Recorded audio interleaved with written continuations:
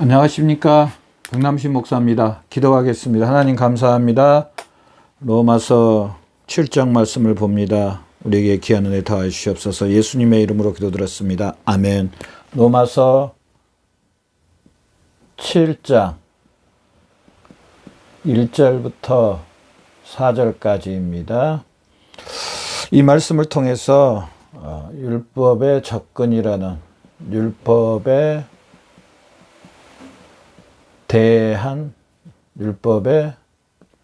대한 접근이라는 제목으로 말씀을 통해서 귀한 은혜 받는 저와 여러분 되시길 바랍니다. 먼저 본문 한번 읽어보겠습니다. 형제들아 내가 법하는 자들에게 말하노니 너희는 그 법이 사람이 살 동안만 그를 주관하는 줄 알지 못하느냐. 남편은 여인이 그 남편 생전에 법으로 그에게 매인 바 되나 만일 그 남편이 죽으면 그 법에서 벗어났느니라. 그러므로 만일 그 남편 생전에 다른 남자에 가면 음녀라. 그러나 만일 남편이 죽으면 그 법에서 자유케 되나니 다른 남자에 갈지라도 음녀가 되지 아니하느니라. 그러므로 내 형제들아 너희도 그리스도의 몸으로 말미암아 율법에 대하여 죽음을 당하였으니 이는 다른 이 곧 죽은 자 가운데서 살아나신 이에게 가서 우리가 하나님을 위하여 열매를 맺게 하려 함이라. 아멘. 율법에 대한 접근. 율법. 로마서 7장은 율법에 대해서 이야기한다 그랬죠. 우리 그리스도인들은 이제 이 로마서 7장에 나오는 이 율법에 대해서 율법에서 우리 그리스도인들은 자유함을 얻어야 됩니다. 율법에서 자유함. 또 율법에서 자유함을 얻을 뿐 아니라 또한 우리 그리스도인들은 계속적으로 성화되어가는 하나님 아버지의 형상을 닮아가는 성화되어가는 삶을 살아야 됩니다. 이게 우리 그리스도인들의 삶의 목적입니다. 삶의 목적.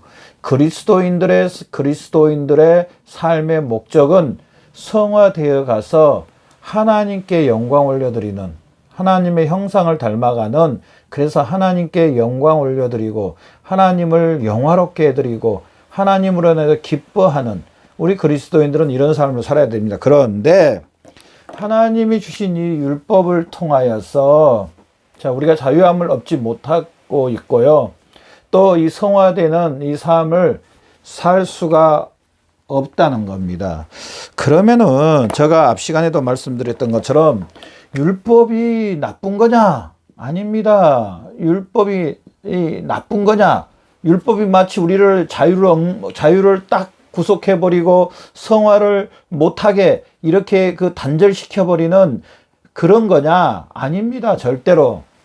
하나님께서 이 이스라엘 백성들에게 모세를 통해서 율법을 주셨는데 이 율법의 말씀으로 인하여서 하나님의 백성들은 살도록 하나님께서 거룩한 율법을 주셨습니다.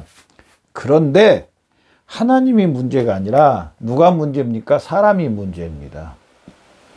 사람이 이 율법을 지킬 수 없다는 거. 지킬 수 없다. 그러면은 하나님은 왜 지키지도 못한 율법을 이스라엘 백성들에게 주셨을까? 하나님께서 왜 이스라엘 백성들의 율법을 주셨느냐? 하나님의 백성들이 사는 방도에 대해서 하나님께서 이 율법 안에 하나님 자신을 계시해 주시고 너희는 이렇게 살으라는 겁니다. 이렇게 살 때 나와 너희는 화목하게 될 수 있고 나와 너희는 온전한 관계 가운데 살 수가 있다는 겁니다. 그런데 문제는 율법을 지킬 수가 없다는 겁니다. 왜 율법을 지킬 수 없게 됐습니까? 하나님은 거룩한 율법을 우리에게 주셨습니다. 거룩한 율법, 거룩한 말씀을 주셨습니다. 목사님 무슨 소리세요? 율법이 우리를 정죄한다고 심판한다 그러는데 무슨 율법이 거룩한 말씀입니까? 이렇게 말할 수 있습니다. 자, 여러분 그러면 다시 한 번만 제가 이야기해 볼게요. 대한민국에도 헌법이 있습니다. 헌법이 나쁜 겁니까? 헌법은요, 어떤 국민들의 생활을 보장해주는 그 표준 안에서 살기만 하면은 다 나라에서 보호해주는 그 법입니다. 문제는 사람이 그걸 어겼을 때에 이 법이 이 사람을 정죄를 하는 겁니다. 이 법이 사람을 교도소로 갖다 놓고 이 법이 사람을 사형을 시키고 이 법이 사람을 갖다가 영원토록 교도소에 살던 무기징역을 줄 수가 있다는 겁니다. 법이 나쁜 겁니까? 대한민국 헌법이 나쁜 겁니까? 아닙니다. 죄를 짓는 사람이 나쁜 겁니다. 그럼 왜 이 율법을 지킬 수가 없게 됐느냐? 창세기 3장 6절로 가야 됩니다. 3장 6절. 이 선악과로 말미암아 이 원죄로 말미암아 이 마귀의 종 가운데 있음으로 말미암아 우리는 이 죄로 말미암아 원죄로 말미암아 타락했다는 겁니다. 타락했다. 그래서 이 율법을 도저히 지킬 수 없는 어떤 상태냐? 병든 상태. 병든 상태. 목사님, 그럴 수 있나요? 어떻게 우리 사람들에게 병든 상태라고 말할 수가 있나요? 그렇게 말할 수 있죠. 저는 영적인 것을 이야기해. 항상 제가 말씀드린 것은 다 영적인 겁니다. 지금 영적인 상태, 영혼을 이야기합니다. 내 영혼이 잘 돼야 범사에 강건한다는데 영혼이 병든 상태가 되어버렸습니다. 왜? 죄로 말미암아, 원죄로 말미암아 죄의 오염이 있기 때문에 이 죄 때문에 이 율법을 지킬 수가 없다는 겁니다. 자, 그러면은 이 율법을 지키지 못하면은 어떤 현상이 일어나느냐? 로마서 3장 19절부터 20절 말씀을 보면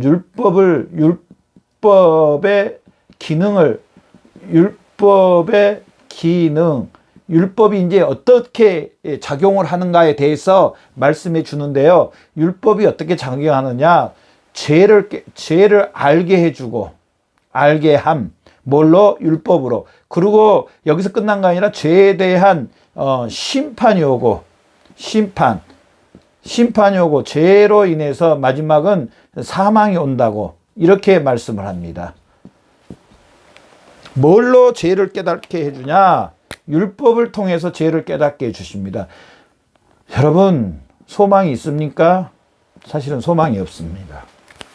그런데 바로 21절에 보면요. 그러나 이제는 율법 외에 하나님의 한 의가 나타나 바로 예수 그리스도로 구원을 받게 해주십니다. 여기까지는 소망이 없습니다. 자, 이제 다시 로마서 7장 1절부터 4절로 돌아와서, 자, 사람은 율법을 지킬 수 없어 율법의 정죄 가운데 있습니다. 오늘 본문 말씀이 뭐냐? 사도 바울은요, 로마에 있는 그리스도인들에게 이제 결혼의 비유를 삼아서 이해를 돕게 하기 위해서 결혼한 여자의 비유를 통하여서 율법에 대해서 이야기를 해줍니다. 어떻게 이야기해 주냐? 자, 여러분 봐보세요. 어느 여자가 결혼을 했습니다. 자, 남편이 있습니다. 자, 결혼과 동시에요. 물론 남편도 마찬가지지만 여자는 남편의 뭘 받냐? 남편의 알게 모르게 다스림을 받습니다. 결혼했는데 남편과 같이 잠 안 자고 나 혼자 다른 데 가서 잘 수 있나요? 결혼했는데 남편의 그 어느 정도의 그 권위 안에 남편의 말에 어느 정도의 순종 안 할 수 있나요? 어느 정도 통제함을 받습니다. 통제함을 분명히 받습니다. 물론 다는 아니지만은 그래도 남편의 그 통제를 받게 되어 있습니다. 그러는데 이 여자가 다시 이 남편의 통제에서 벗어나려면은, 자유함을 얻으려면은 어떻게 해야 되느냐? 바로 죄송한 말이지만은 남편이 죽을 때만이 이 여자는 자유함을 얻는 겁니다. 이 남편이 죽을 때만이 자유함을 얻는 겁니다. 자, 우리 모든 그리스도인들은 태어나자마자 누구의 남편 아래 있냐면요, 누구의 남편 안에? 율법의 남편 안에서 태어납니다. 자, 근데 율법이 뭐라고 말했어요? 제가 로마서 3장 3장 19절부터 20절까지 율법의 기능 우리 죄를 알게 하고 죄를 통하여 심판하고 죄의 마지막 사망이라고 그랬잖아요. 이 상태에 있습니다. 다 율법이라는 남편 안에서 모든 사람은 율법이라는 남편 안에서 태어납니다. 태어나자마자 원죄 가운데 태어나자마자 이 율법의 권위 안에서 태어납니다. 그래서 이 남편이 율법이라는 사실입니다. 목사님 무슨 소리세요? 아직 나 결혼도 안 했는데 무슨 남편이 율법이세요? 영적으로 이야기합니다. 모든 사람은 아담 안에 태어나고 또 모든 사람은 바로 이 율법 안에서 태어납니다. 자, 그러면은 이 율법이 이렇게 정죄를 한다는데 여기에서 해방되려면은 이 율법이 죽어야 됩니다. 그러지 않나요? 누가 율법에 대해서 죽으셨느냐? 바로 이 본문 말씀 로마서 7장 4절 그러므로 내 형제들아 그리스도의 몸으로 말미암아 율법에 대해 죽음을 당하였으니 이는 다른 이 곧 죽은 자 가운데 살아난 이에게 가서 우리로 위하여 하나님을 위하여 열매를 맺게 하려 함이라. 자, 누가 대신 율법에 대해서 죽으셨냐? 예수님입니다. 이걸 이야기합니다. 예수님이 율법에 대해서 율법에 대하여 죽었다는 겁니다. 죽었다. 어떻게요? 예수님은 하나님이시면서 육신의 몸을 입고 이 땅에 오십니다. 죄 있는 사람의 몸입니다. 사람의 몸을 입고 이 땅에 오시고 율법 아래서 즉 모두 태어나자마자 모든 사람 율법 아래 태어난다 그랬죠. 율법 아래에서 태어나시고 자, 율법의 모든 정죄 아래에 있습니다. 그럼에도 불구하고 예수님은 우리는 율법을 지키지 못했지만은 예수님은 율법을 완벽하게 순종했습니다. 지키셨습니다. 그러면서 순종하고 지켰을 뿐 아니라 마지막에 이 율법의 정죄, 십자가에서 율법의 정죄, 우리 사람의 대표가 되어 주셔서 율법의 정죄, 십자가에서 율법의 정죄를 예수님이 십자가에서 당하십니다. 율법의 저주를 예수님이 받으십니다. 사람의 대표가 되셔서 예수님이 십자가에서 율법의 정죄를 당하십니다. 율법에 순종할 뿐 아니라 마지막에 사람이 율법을 깨뜨린 것에 대한 그 정죄를 누가 받으시냐면 십자가에서 예수님이 받으십니다.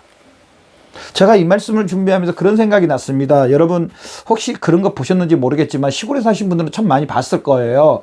지금 이제 물론 좀 지났겠네요. 7월 초 아니면은 6월 말쯤 되면 장마가 오면은요 고추나무가 있습니다. 고추가 엄청 많이 열렸습니다.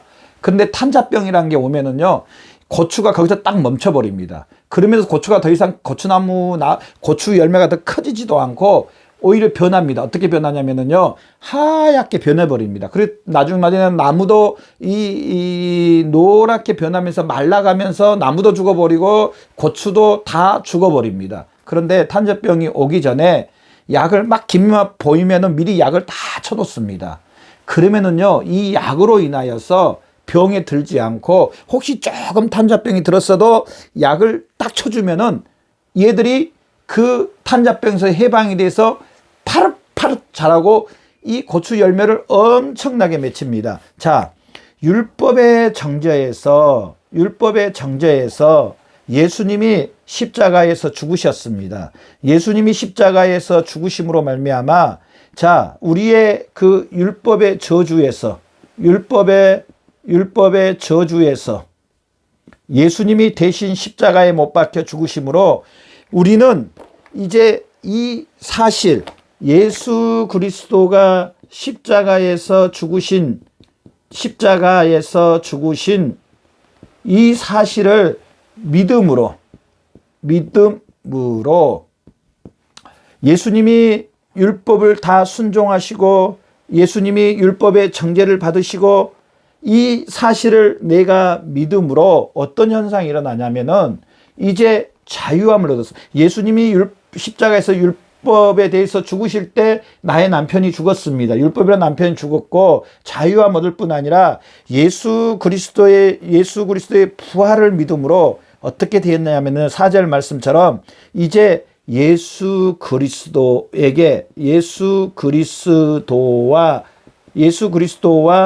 결혼한 영적으로 결혼한 사람들이 신부가 됐다는 겁니다. 저나 여러분은 영적으로 예수 그리스도의 죽으심과 부활하심을 믿는다는 것은요, 예수님의 죽으심과 부활하심을 믿는다는 것은 이 율법에서 죽고 자유함을 얻고 그 다음 예수 그리스도와 결혼을 한 새로운 남편에게 속한 사람들이 바로 저나 여러분입니다. 뭘로요? 예수 그리스도의 죽으심과 부활하심을 믿음으로 나의 것이 됩니다. 예수님의 십자가가 예수님이 율법을 다 지키시고 또한 율법에 우리의 죄에 대한 정죄를 예수님이 받으시고 죽으시고 부활하심으로 말미암아 이제 이 사실을 믿음으로 예수님이 율법을 지키신 것, 예수님이 율법을 100% 지키신 것이 나의 것이 됩니다. 나의 것. 그래서 저나 여러분은 예수 그리스도를 믿음으로 말미암아 저나 여러분은 이제 율법을 지키는 사람들이 됐습니다. 율법에 순종하는 사람이 됐습니다. 이제 예수님이 십자가에서 율법의 저주를 받으심으로 율법의 그 남편에서 해방이 됐다는 사실입니다. 오늘 이 말씀을 통하여서 우리는 예수 그리스도를 통해서 율법에 대해서 죽고 자유함을 얻고 오히려 예수 그리스도와 결혼한 심령들이 됐다는 이 사실을 믿는, 그래서 예수 그리스도와 한 몸이 됐다는 이 사실을 믿는. 자, 그러면서 제가 이제 다음 편에 보겠지만은 이제 우리 그리스도인들은 이 세 번째로 예수 그리스도와 함께 이제 성장, 열매를 맺어가는 심령들이 된다는 사실입니다. 마치 그 고추나무가 병 들었는데, 탄자병이란 병이 들었는데 농약을 딱 쳐서 이 병이 다 날아가서 다시 파릇파릇 자라는 것처럼 우리 예수 그리스도를 믿는 우리 그리스도인 저나 여러분은요, 바로 이 예수 그리스도의 죽으심과 부활하심으로 말미암아 우리가 영적으로 이렇게 성화되고 성숙되고 열매를 맺는, 이렇게 하나님을 닮아가는, 하나님께 영광을 올려드리는 귀한 삶이 될 수 있다는 사실을 믿는 저와 여러분의 삶이 되시기를 바랍니다. 그래서 이 예수 그리스도를 통해서 더 하나님께 영광을 올려드리는 귀한 저와 여러분 되시기를 바랍니다. 기도하겠습니다. 하나님 감사합니다. 오늘 말씀을 통해서 예수 그리스도와 함께 죽고 살아나서 예수 그리스도를 통해서 하나님께 영광을 올려드리게 해주셔서 감사합니다. 하나님 아버지 말씀을 통하여서 하나님께 영광을 올려드리고 우리의 삶이 더 하나님 앞에 영화롭게 하는 귀한 삶 되게 해주시옵소서. 감사하며 예수님의 이름으로 기도드렸습니다.